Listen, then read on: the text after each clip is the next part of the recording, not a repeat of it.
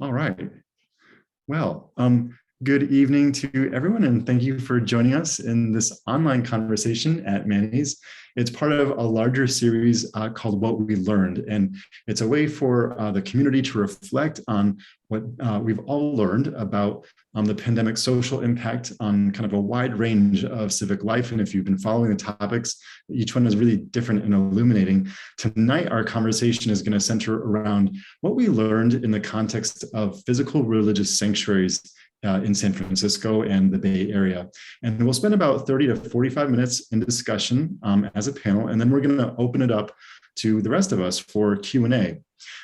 We are joined by a rabbi and a mom and a priest, which in any other context would sound like the beginning of a joke, but tonight it is for real. I'm so excited for each of these panelists to be joining us, and I'm so honored that Manny invited me to host this particular conversation this evening, as he is away on much deserved vacation.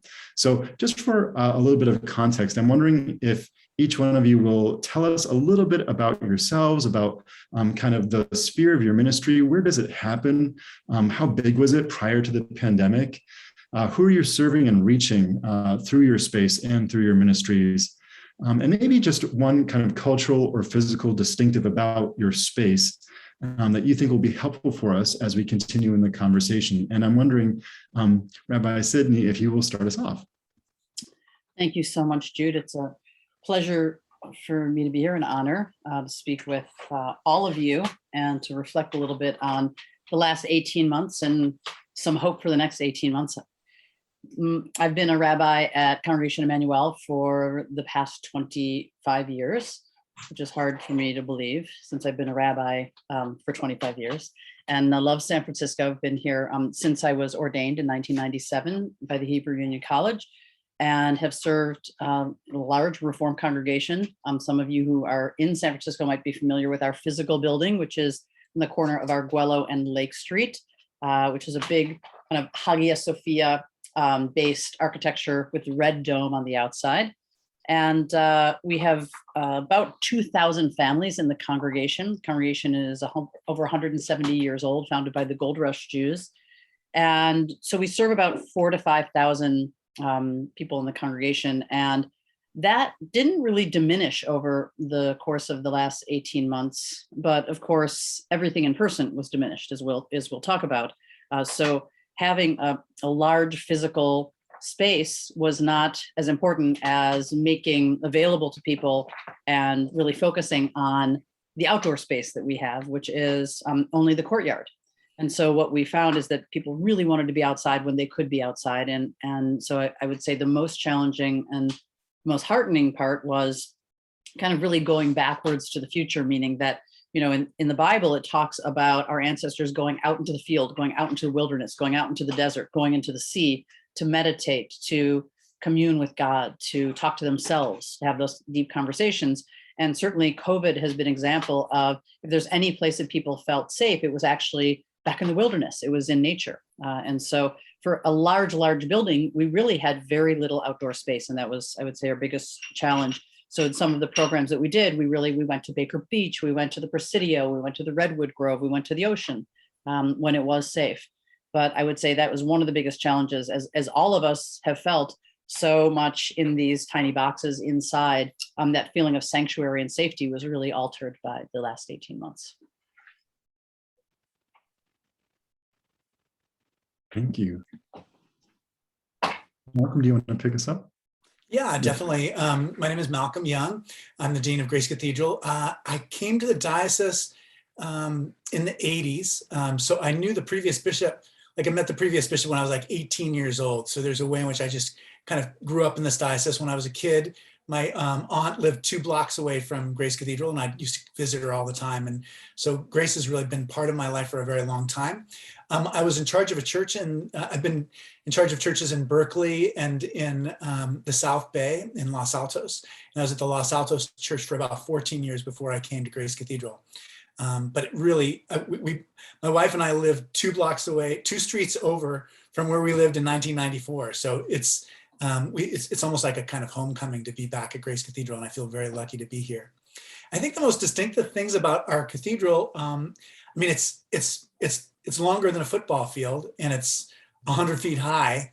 And so there was this sense that, when you opened all the doors, it just felt a lot less confining than I can imagine a smaller church might. So it did feel a little safer. There was a way in which you can social distance in the cathedral in a way that you just couldn't anywhere else. And our plaza is a great space to gather outside, but we basically fenced a large portion of that off so that the preschool and the elementary and middle school that we have on campus, so the kids there will have a safe place to be. So that was kind of a little bit of a restriction for us. We did gather in person a few times. I can talk about that a little later.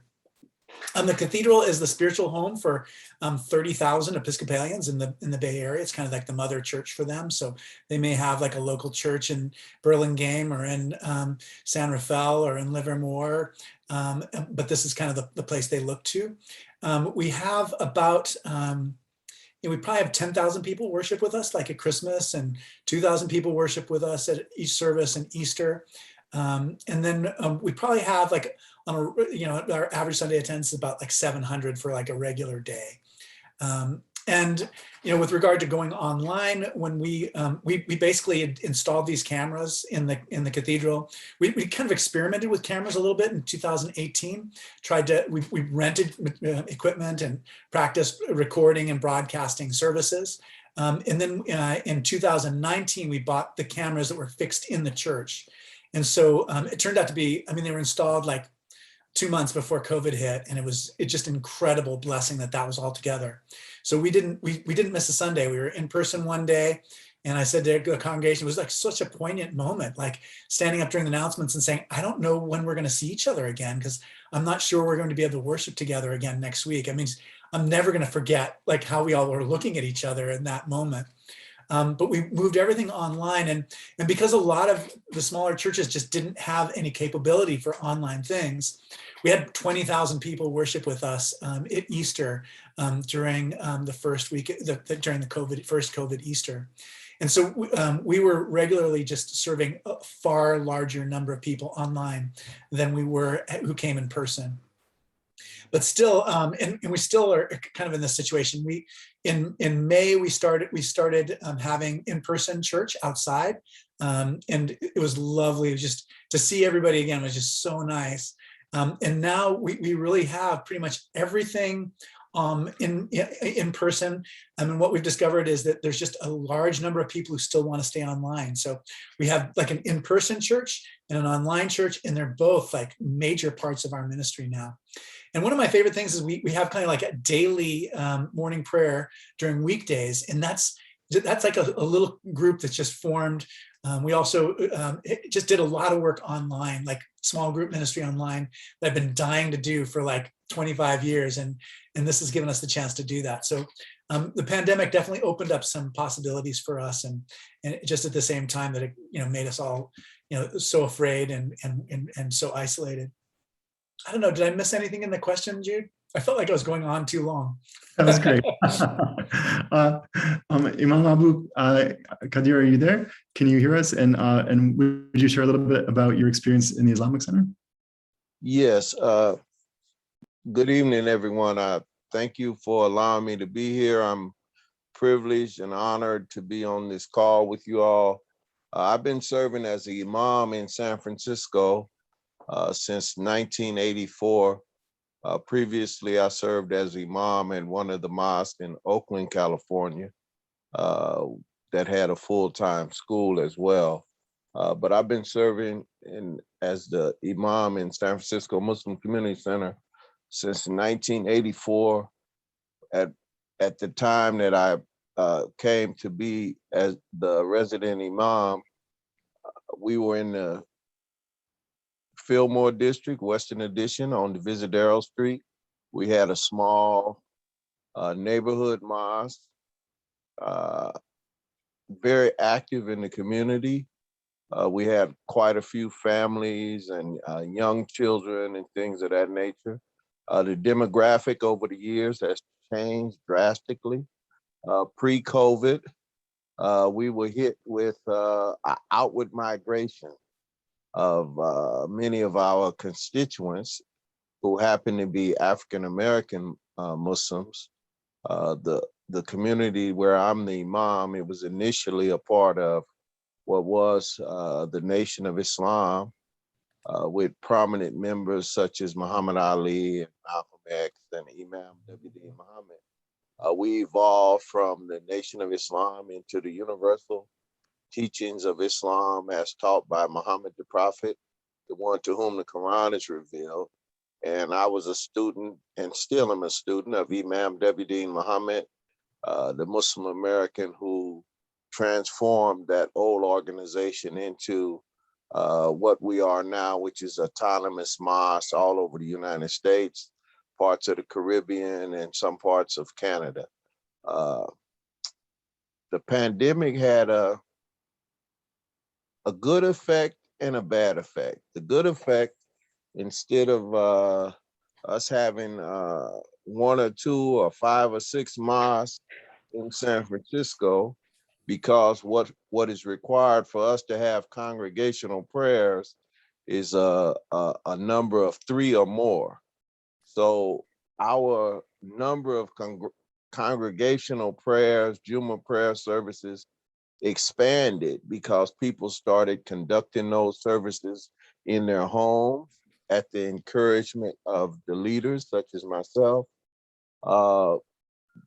We never stopped holding in-service meetings, though we did restrict our numbers to 25 so that we could social distance and wear masks and things of that nature, where traditionally in Islam, we stand shoulder to shoulder and toe to toe.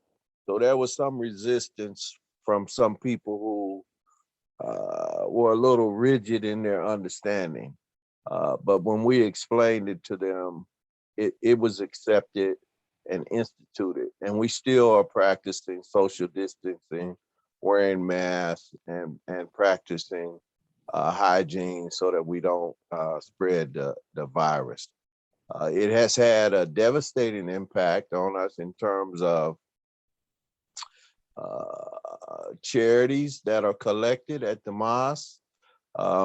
Unfortunately, many of the elder members in our congregation are not as technically savvy as some of our younger members are.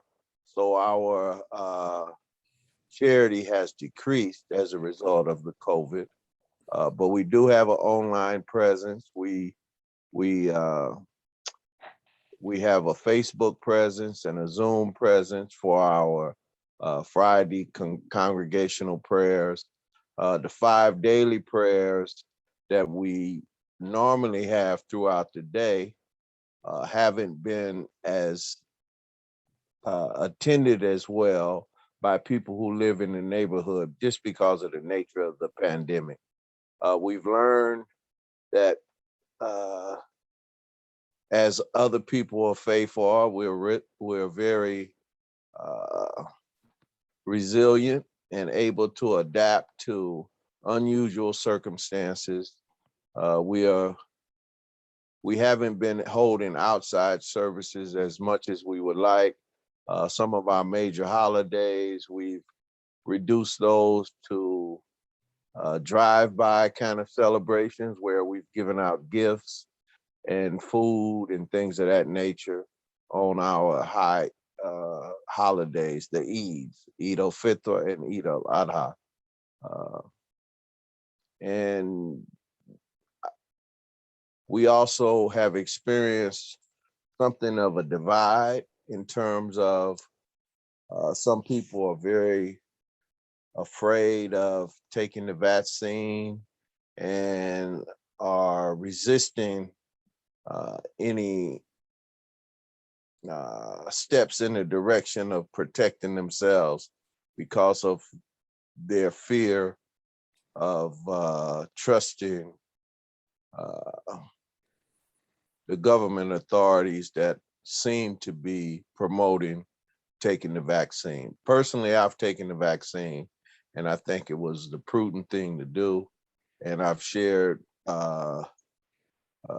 my position that I'm not a physician. I'm not a doctor. I don't give medical advice, but I encourage people to use their good judgment and do what they believe and think is rational and in their best interest. And it's a difficult time for all of us, and I'm looking forward to better days ahead. Thank you. That's such a helpful way to kind of open up into the wider conversation around all this stuff. Each of you have already alluded to ways that your organizations or communities have adapted in the pandemic. If you want to add any more detail to what that has looked like, that would be awesome. And then also, you've each also kind of touched on already that theme of the kind of emotional roller coaster we've all been on over the last 18 months. And I'm kind of curious what that arc has looked like in each of your communities. Where have you experienced those touch points of resistance, those pinch points, those outstanding and lingering questions that you can just kind of feel in the air when you walk into the space now? How has that looked for each of you throughout this time? And I'm wondering, Malcolm, if you could start us off with that. Yeah, I think the first thing we did when the pandemic hit was we just called everybody. We just realized immediately that there's just a large number of people who just don't have, I received the most poignant letter in the mail in my house. It was from a woman. She said, "I'm so sorry, I haven't written by email, but I can't do email because the libraries are closed." So she doesn't have a computer or a cell phone that she can make work with email. So the only way that she had access to things was through the library. So we realized that we just have a lot of different levels of ability when it comes to technology. I've always wanted to have just like much more effective small groups. And I remember there was a day I was out running and I ran into one of our congregants is a medical doctor at UCSF. And so I just stopped and went walking with him. We were like, socially distanced, walking together. And he said, "Malcolm, I feel a lot more connected to people since COVID happened. Because, I would show up for like kind of social events and everything was kind of shallow and at the surface, but the small group things that we've been doing have been really demanding a lot more of me. And I'm sharing much more of myself. And I feel like I know the people who are at Grace Cathedral better than I did before." So on the one hand, we definitely have people who have just been so isolated and we're trying to stay in touch with them. And at the same time, we also have this strange thing where some people are feeling more connected and able to kind of break in a way that they may not have if it hadn't been for COVID. We've gone through so many different phases of it. I don't know if you remember, but like our original services, we had all the clergy, we were all there. And we were all super close together and no one was wearing a mask. And so we went a couple months, no one was wearing masks. Then we started wearing masks and we didn't know whether we should wear masks even when we're filming things. Now, when we first started gathering together, we have been requiring masks, but our people have been very flexible and understanding about those things. I'm really grateful because it's easy to just kind of get attached to the way you're doing things and not be able to change. And we've had to change things pretty much every 3 weeks. We have to make a major adjustment in terms of how we do things. But yeah, so that's it. It's like a lot of adaptation. And I would love it if I could just say to everybody, we have this trajectory or pathway towards getting back. We don't call it normal because it's never going to be like it was before, but we have a trajectory for where we can really be together in ways that there are not barriers to our participating with each other. And Imam Abu, you referenced some tension in the community around vaccinations and proximity to people during worship. What other kinds of things have come up for your worshiping community during this time? Those are the most outstanding kind of barriers. Some of the conversations around things that have happened to the African-American Muslim community in particular, and the indigenous population in terms of governmental experimentation on people, going back to the American Indians whose blankets were infected with smallpox by the government and given to them to exterminate that population. And then the Tuskegee experiments where they studied African-Americans who had been told they were being tested for the common cold and they were studying the effects of syphilis on a population for over 40 years. So those conversations come up, and there's this ongoing distrust of the government. So those things sometimes create tension among the people who are discussing it, because everyone doesn't have that same opinion about what's currently happening. And then the underlying tensions, as you know, around Mr. Floyd and the things that happen, all of those things also happened during the COVID. And with the Muslim community having to stand up to protect its rights in different respects, it's challenging.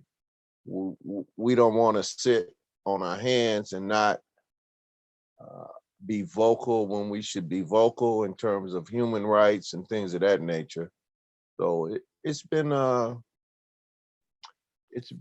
challenging in terms of, okay, do you go out and stand with other people who are standing up for something that they think is of a principled nature, and do you lend your support, or do you use this as an excuse to be inactive and docile? So those are some of the things that we've had to encounter with counseling and advising our congregants about what makes the most sense in terms about your relationship, not only with your community, but your relationship with your creator. And all of us have a responsibility to establish a personal relationship with the creator of the heavens and the earth, whom we say Allah. And in that respect, I think people have gotten closer to their devotional nature. And that's a good outcome. Sydney, what have you been experiencing at Emmanuel? Well, I think some real similarities for people of faith, for communities of faith, where at the beginning there was a real sense of deep loneliness, of separation, but of deepening faith for so many people, and deepening need for an acknowledgement of that loneliness and that need for connection, however you could get it. And as Malcolm said, we went from, I was looking back, when you go through your Facebook feed or you go through your phone and you look back at the date, and I kept looking back to like a year ago. And in March 14th was the last Friday night. We were all there unmasked. We were together on the bima, on the altar together, leading a service to a completely empty congregation before masks. And I thought, well, this is the weirdest thing I've ever experienced, but it got weirder. And I think that's what we kept saying about there's so much uncertainty, and almost 18 months later, it feels like, well, there's no more uncertainty. There's certainty, there's just going to keep being changes. And instead of the uncertainty, the certainty of the fact that there's going to continue to be changes, I think has developed different muscles for each one of us as community organizers and people who are there to be comforters and to hold that space of community. When we're so used to being a physical space that holds community, how do you create a virtual space? And I think that's been a very common theme for ministers, for imams, pastors, priests, rabbis, who leaned in before this on the actual physical sanctuary. And now we're like the old Israelites, where the Mishkan is, you're in the middle of nowhere, or you could be in a little box. It doesn't matter. You're still being asked to do the same thing in many ways. So I think what we saw is many more people showed up to services on Zoom, and different people than we had before. And so what I saw is I work with a lot of our young adults in the Jewish community, and we have a late Shabbat program that would get 400 or 500 people on a Friday night. And that got very diminished because they did come for the service, but they were much more interested in what was going on afterwards, where they would hang out together at the synagogue, they would go out to a bar afterwards. And because we could not afford that opportunity for people, that number shrunk down. And finally we said, you know what, instead of having a 1 hour service where 35 people are now coming, we're just gonna do a candle lighting and a wine blessing and a challah blessing once a month. So we would get together for 10 minutes and we would sing and we would light candles, and that sufficed for that group of people. I felt like I saw many more of our elder congregants coming every single Friday night who could access the web, that could access Zoom. And then we also found that it was much more effective. We realized there were elderly people who were never going to get on Zoom. And so we started streaming Facebook Live, Zoom, and on the temple website. And then we figured out ways for people who didn't have computers to call in on their phone to somebody else who was watching it, and they could listen to the service. So different ways of building community and reaching out. And, as Malcolm said, we did a lot of phone calls, a lot of outreach just to say, how are you? Where are you? And then, of course, the very strange Zoom ceremonies that we performed, as I'm sure, anybody who is a faith leader performed. I performed weddings on Zoom. I performed funerals on Zoom. I performed baby namings on Zoom. We did bar and bat mitzvah on Zoom. I'm like, what didn't we do two-dimensionally that we were doing three-dimensionally almost nothing, except for the real sense of breaking bread and of communion, community, of hugging and kissing. And I'll never forget the first service that I led when we opened up several months ago. As soon as we started singing, I started crying because I just missed seeing people's faces. And even though all I could do was see their eyes, it still felt like it was enough that I was seeing people's physical eyes looking at me, and I could look at them. And I think we can all relate to that, to, wanting, one of the things that I thought about from the very first moments of this was the story of Jacob and Esau coming together in the Genesis story after having been apart angrily for years and years, and they come together, and one brother says to the other, seeing your face is like seeing the face of God. Seeing your face is like seeing the face of God. And I said that over and over again when I would see people's faces, because it did feel like that we could really feel the divine presence when we got together with people. And I will say that, these challenges haven't, they've diminished a little bit because we've become more adept at technology, like putting cameras in the sanctuary, what kind of technology to use. And I think there's more to come. I think there's, more of this as we're planning, as we're looking for Rosh Hashanah, Yom Kippur. I know people have Christmas coming up, and then even, well, are we going to go back the way it was Easter 2019? And as Malcolm said, I think we realize we're never going back, but how can we be there for communities and for the people in our larger community who are going to be more in need as time goes on, because the virus isn't finished with us. Yeah. So that's such a powerful bit of wisdom. The virus is not finished with us. Yeah, and the only certainty is continuing uncertainty. Very, very true. Abu, you mentioned the questions that were really coming up for us, particularly in June of 2020, around racial injustice with the mass demonstrations, with the murder of George Floyd. And I keep thinking about, this whole conversation about physical religious spaces. And is there something that you found that was particular to the way that your physical religious space was able to be present or to minister to the wider community in the midst of that struggle? And what other kinds of things are you all doing to kind of leverage greater awareness, solidarity, hope within the community around this really important issue that has come up for us right now? And Abu, do you want to start us off?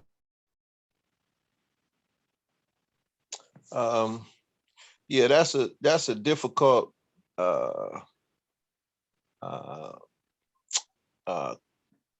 point to start at, because some of the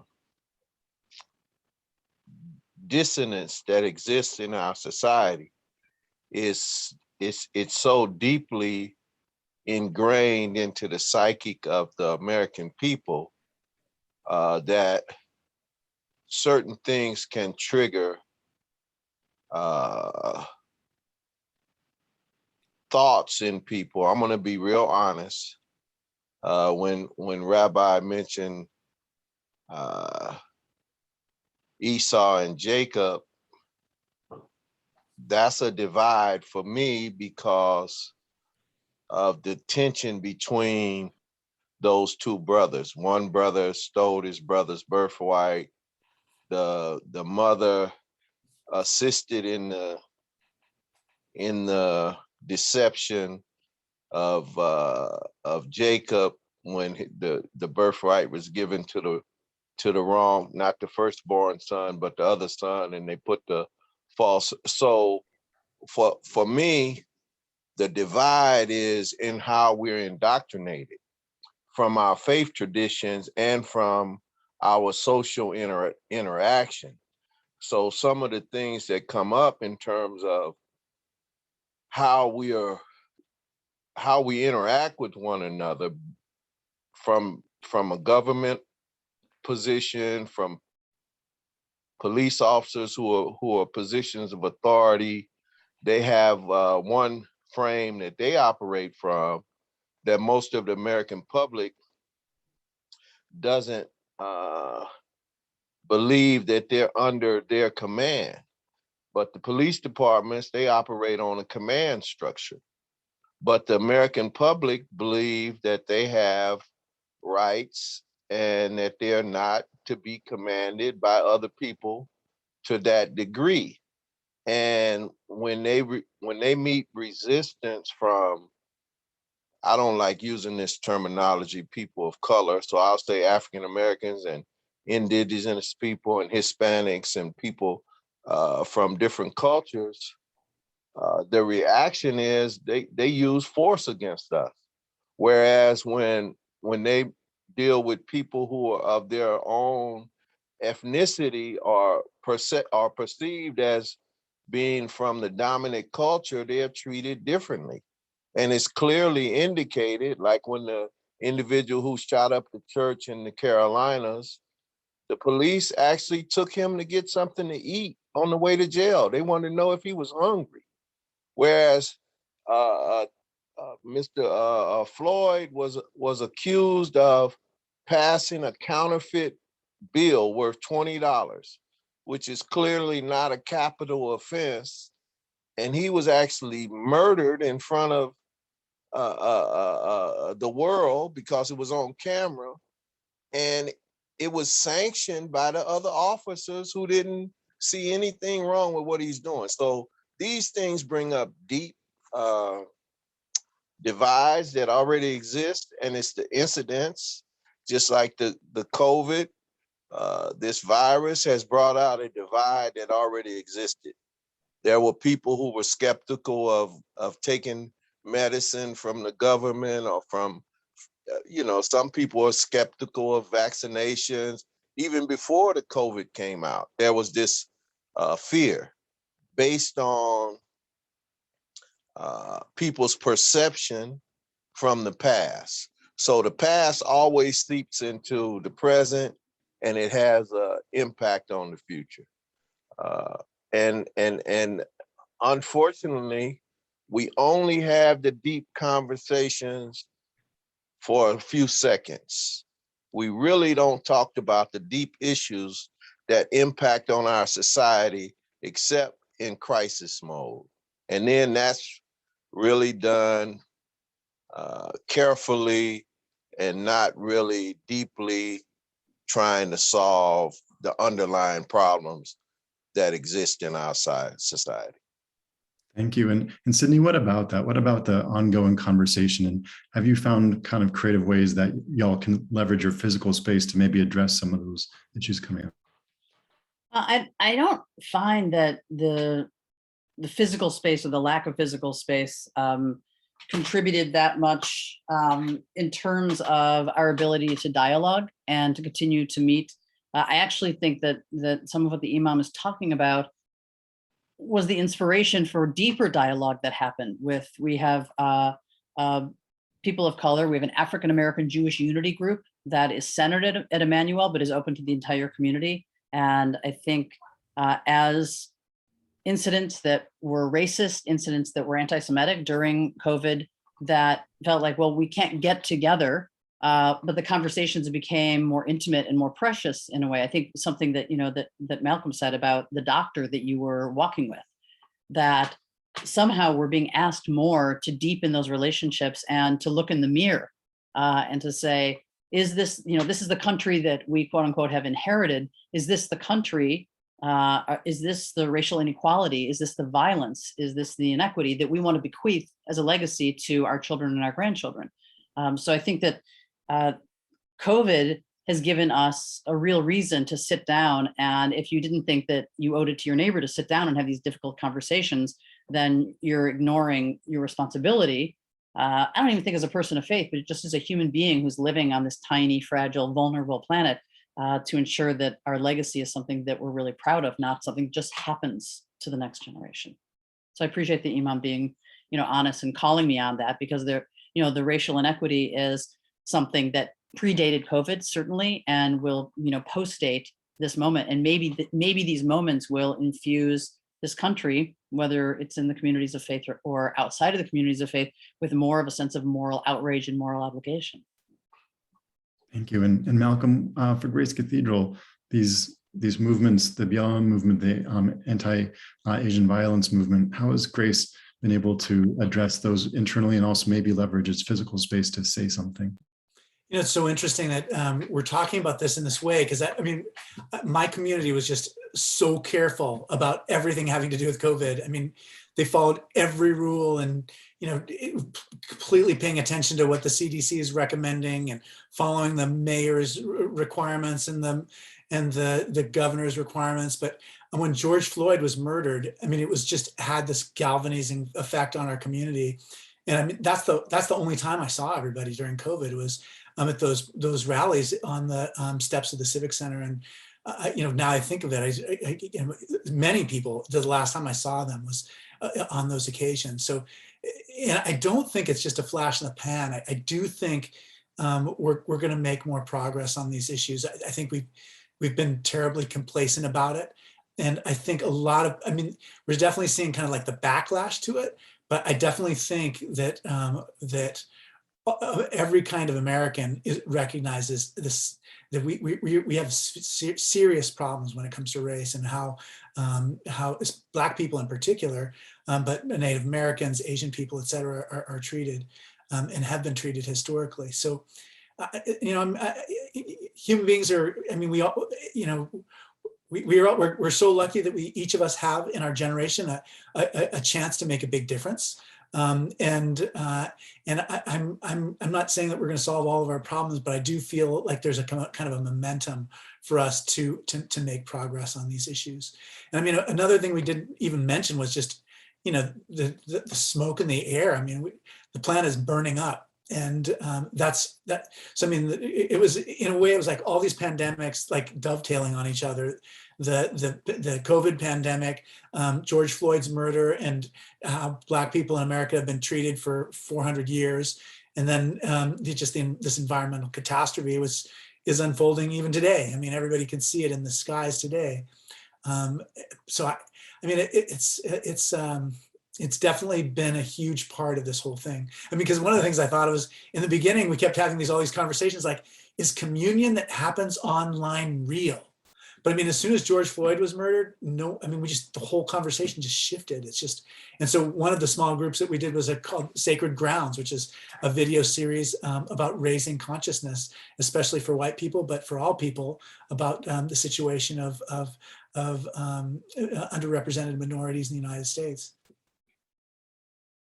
So great. Malcolm, would you share a little bit about the Projecting Grace Project and how that has been? Yeah, that's another thing is, so we have this massive facade on the towers, and we were cooperating with local artists that were continually creating fantastic pieces of art to raise people's consciousness about racial inequality and injustice in the United States. And it was just, it broke my heart because I wanted to just tell everybody to show up on Sunday night. We're going to have this great, but we weren't even allowed to tell people what was happening. So it was like just people who happened to walk by would get this. And then of course it was just on social media everywhere. It was just these very powerful images about social justice projected on the outside of the cathedral. We're continuing to do it. I'm just glad that now we can tell people what it is that we're doing, and so people can come by and have a look at what we're projecting on the front of the cathedral. And I'm gonna kind of roll up a bunch of themes all at once, but we saw, right, this kind of tension, especially between largely white charismatic evangelical churches and the state of California, and it escalated to the Supreme Court, and the DOJ got involved, and there was just all kinds of litigation between the state and religious organizations around the scope and the the intensity of restrictions surrounding religious communities during the pandemic. And I'm kind of curious how that played out in each of your communities. And I'm going to tack on the second question to that, which is kind of where you are now, where you see yourselves heading, and what do you hope for the future, moving forward through this certainty of uncertainty, as Rabbi Mintz so beautifully put it. And do you want to start us off, Sydney? Okay, it's a great question. It's what we talk about all the time when we're not talking about how to get through today. And I often say, when people say, well, what do you think we're going to be doing December 31st? When it turns into 2022, and I say, do you think I know what I'm doing for dinner? I mean, really, it's like, it's achronological that we're thinking about. I think more flexibility, more compassion, and more patience is going to be needed as, and I'll say exactly what the Imam said and what Malcolm said. Like we have taken it very seriously. We've been one of the houses of worship that has been even more conservative than what the CDC and what Mayor Breed. Like when we were told what was necessary, we said we're going to, the highest mitzvah in Judaism is the saving of a life, and we looked at it as wearing masks and getting vaccinated about saving the life of another human being. And so we weren't going to open up. We weren't going to gather in even the numbers that were quote unquote safe. So I think that putting other people first is challenging to do the more time that goes by. I think there's just a natural human, inclination to be like, well, what about me? Or what about my fraying nerves or my kids who still aren't in school? So I think that I do see not a light at the end of the tunnel. I see a light through the tunnel as we're going through it. And we are the light that's in the tunnel as we're going through this. We constantly, I did this interview series, and one of the people I interviewed was one of my favorite authors, Anne Lamott. So poor Annie Lamott was interviewed by 3 rabbis. And when I said to her, you talked about how many people you've lost just during this year in your church, not even of COVID, but during COVID, and how challenging it's been. What do you think is the best advice? I asked her in terms of her showing up. And she said, listen, Rabbi, sometimes it's just bringing somebody a glass of water. And that's the most meaningful thing you can do, is bring them a glass of water. So bring them a glass of water. And I think what she was pointing to is that we're going to keep being asked to, even with the simplest, most basic, essential gestures, showing up and being the light. And that we're going to continue to be asked to do that. And of course, we're going to want to come back in person whenever there's that moment for each one of our houses of worship. I also feel like we're being asked to get a lot more creative. And if anything, COVID has kind of pushed our edges so that, as I started out saying, I like being outside. I like being outside sometimes more than I like being in our beautiful sanctuary. So to create spaces outside that feel safe and secure in terms of COVID, in terms of a disease, where you still feel like you are experiencing your community. So I think that those are ways that we're all being asked to come together. And I pray that we're all going to be in our sanctuaries again, in safe spaces, and we'll continue to be inspired to do the work that we all feel compelled to do. What about that, Malcolm, with Grace Cathedral, navigating the tension and hopes for the future?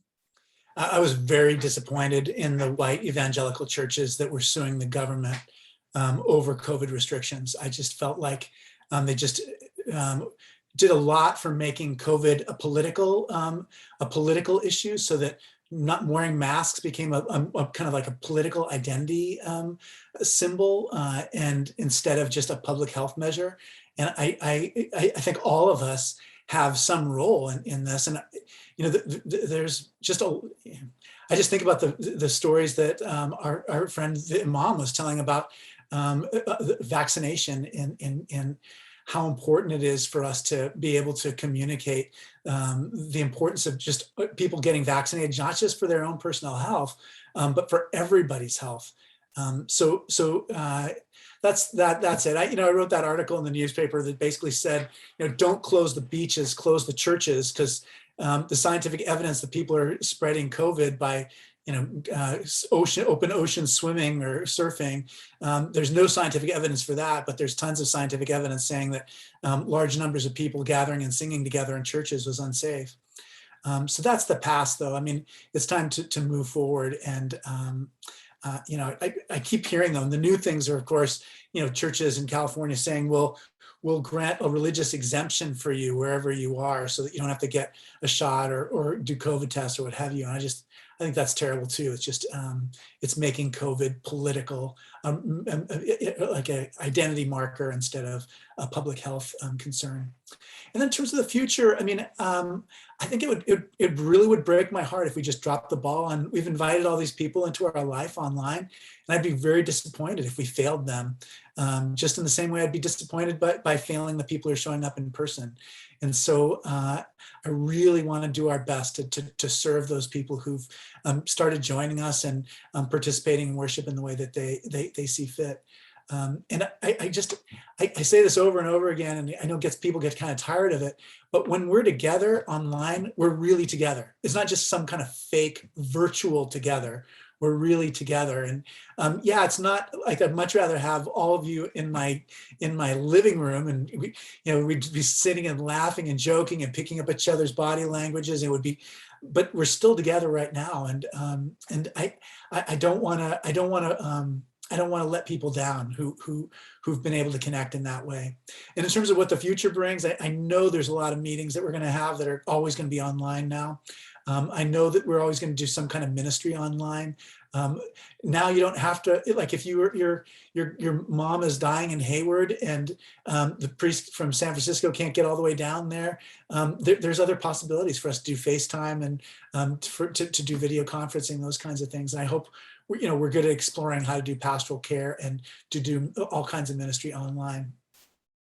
And Abu, how about you? How about in the context of the Islamic Center, navigating those tensions that we've been discussing, and also hopes for your future as we're moving to this next stage of the pandemic?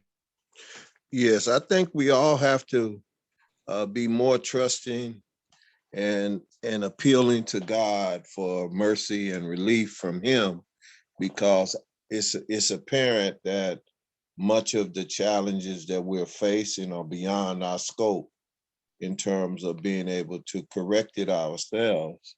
I was listening to the news about the fires in Siberia that are larger than all of the other fires that are taking place in California, Oregon, Washington, Turkey, and other places. Just one fire in Siberia is larger than all of those fires. So we don't have the capacity to address that. So I think we have to be more trusting. We have to be more sensitive to what role are we playing in this global warming, and get our heads out of the sand and look at what impact we're having on the environment, and be more trusting, and of course, be more careful and utilize all of the resources that we have to comfort one another. I've had to participate in several funerals that were virtual because of the COVID restrictions that we had to respect. And ultimately, we're all servants of each other. So we have to be considerate of the needs of other people in our community, in our neighborhoods, and on the planet that we all share. So I'm hopeful that things will get better. I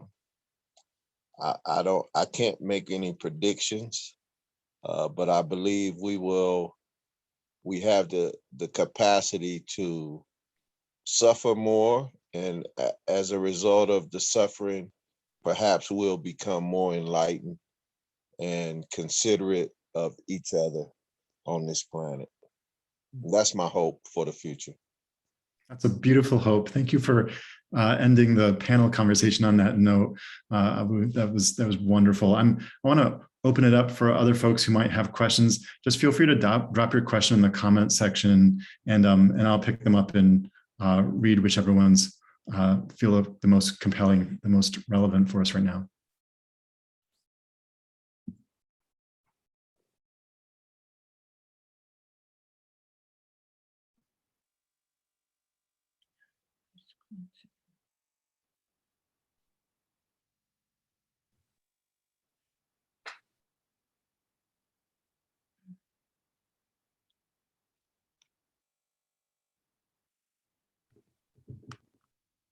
Hi, I can't see anything in the comment section, but I would like to make a statement if that's okay. By all means. I feel that my name is Carol Abley, and in the past I've been an avid congregant of Grace Cathedral in the old days with Ellen Jones, when the cathedral was empty and now it's full. But I wanted to say that I feel like this is the beginning and we should continue the dialogue, because interfaith community means anything. And the things that the Iman has said, we can help him with as a group, and maybe encourage him to talk to the people that he speaks to on an ongoing basis about how important the COVID virus is for them and for humanity as a whole. It's sort of been proven and can save lives. That's all I have to say. Thank you, Carol. Does anyone have a question they want to either ask if you can't see the comment section? Okay. Can the Vine continue with in-person but safe space? I really need to be in person. Okay, that's a very specific question for Grace Cathedral and the Vine. I wonder if we have some questions, but maybe there's a way to reframe that. Yeah, how are folks feeling about regathering in person right now in the midst of the Delta variant and those concerns that are arising? It's one of those tricky questions, like Rabbi Mintz was alluding to, sometimes taking not just the baseline of what's necessary, but actually exceeding that and thinking about, what is the maximum good we can do to protect lives. How are we all navigating the Delta variant right now?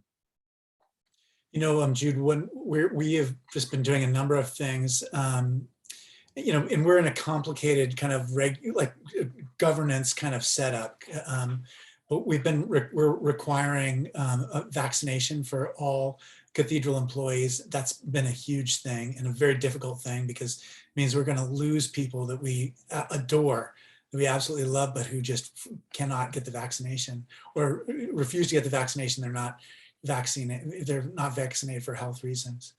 And then we're going very close to, I think in the next week or two, we'll probably move to, we are going to be moving to requiring vaccination, proof of vaccination in order to participate in any event at Grace Cathedral. So we don't know how we're going to staff all these things, but that's what we're going to be doing in the next weeks, basically. Is that a similar kind of situation, Rabbi Mintz, at Emmanuel, or? We're working on that policy right now, and for definitely for people who are attending, they either have to have proof of vaccine, and now we're having rapid tests for people who are attending, and we're looking at, we planned on having up to 750 people in our sanctuary masked for Rosh Hashanah and Yom Kippur, and I can't say if I know anybody is going to be willing to be inside the sanctuary by September 6th, considering the Delta variant and how transmissible it is. And, the fact that 2 weeks ago, I was leading a bat mitzvah and I got exposed to COVID. So I think that it's not just the getting exposed, and, there's the potential and the fear and the vulnerability of getting exposed and getting COVID. But then there's also, the not getting COVID, but getting exposed and not being able to go to work, not being able to serve your community, not being able, if you get a phone call saying you were exposed to COVID and it's on a Friday and you're supposed to be on the altar on Sunday, you're not. And if, it depends what your protocol is. So I think there's a lot of complications, and we're being asked to submit and say, what, I get that this is going to save somebody's life if I get a rapid test and then I wait 4 days and I get a PCR test. And it seems like, but we have to do it. So I feel like what we're doing is we're really expressing our values and our compassion and empathy for other people by enduring this. And I'm not saying that, not getting COVID, but being exposed and having to go through that is like getting COVID at all. But I'm saying if you don't actually test COVID positive, all of the time that passes, each one of us is now dealing with a different reality in terms of having to self-quarantine in a different way than we were before the vaccine.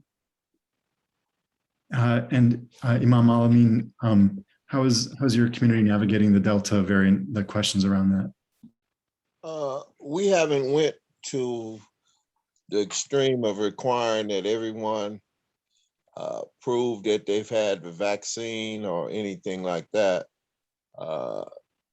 And we still insist that people wear masks and social distance.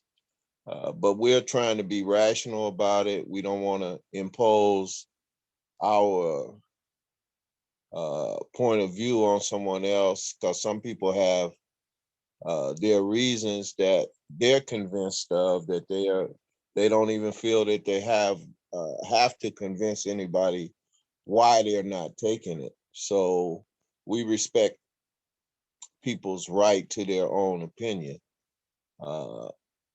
And we had a discussion at one point where they were saying we should close down worship services altogether, yet they permitted us to go to grocery stores with 300 or 400 people we didn't know. So, you know, it was some contradictions in terms of what we were being asked to do by those in authority.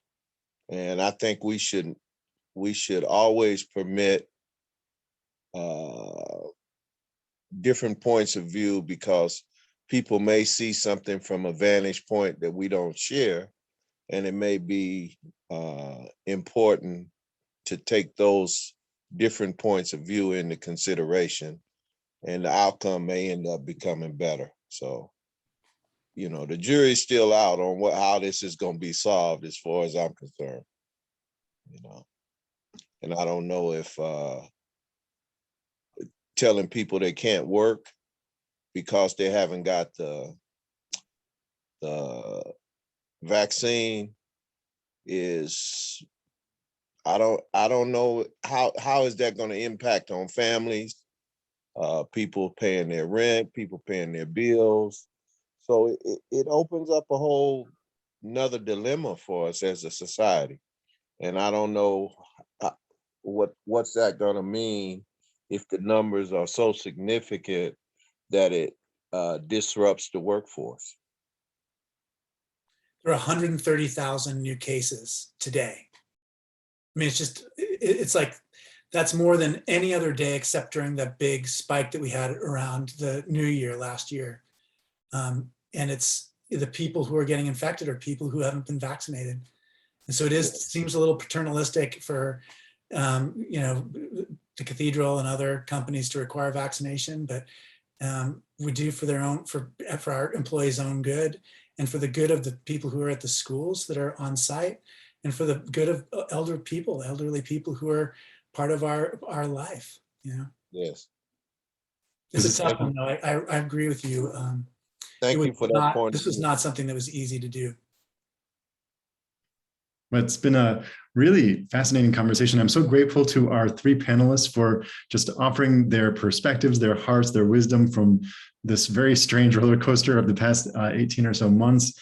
Thank you for all for joining us this evening for this wonderful experience, and connect to Manny's for other kind of episodes in this series, as it were, of what we've learned. I hope that you've learned something this evening, and you can reach out to any one of us afterwards for further questions, comments, conversation.